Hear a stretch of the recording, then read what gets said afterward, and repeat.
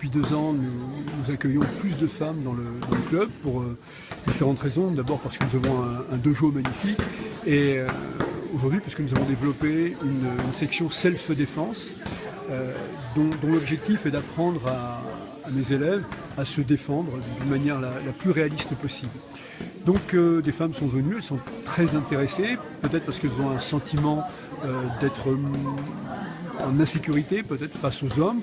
Elles ont envie d'être elles-mêmes autonomes par rapport à leur protection.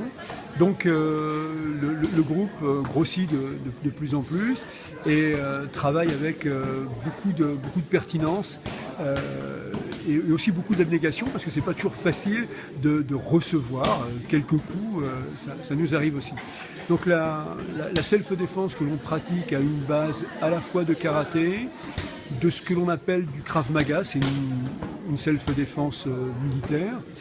Et nous nous enrichissons des arrivées de multiples ceintures noires qui viennent nous rejoindre, d'autres styles différents. Donc à partir de ça, on a créé une méthode où on travaille systématiquement dans un premier temps sur la gestion du stress, en mettant les élèves dans des situations stressantes, se faire frapper, les yeux fermés, se faire entraîner au sol, se faire rouler par terre, travailler dans des conditions d'essoufflement très, très importantes et être amené à réagir à une agression. Ensuite, on travaille bien sûr sur les différentes armes naturelles du corps humain, celles qui nous permettent de réagir très fortement sans se blesser.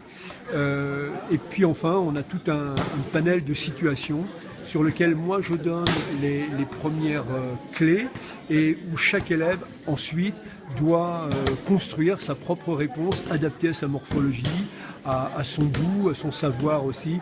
Et puis à l'instant, il n'y a rien d'appris par cœur. Ce sont des choses où le sentiment, le réflexe viennent naturellement plus que par des répétitions. Voilà.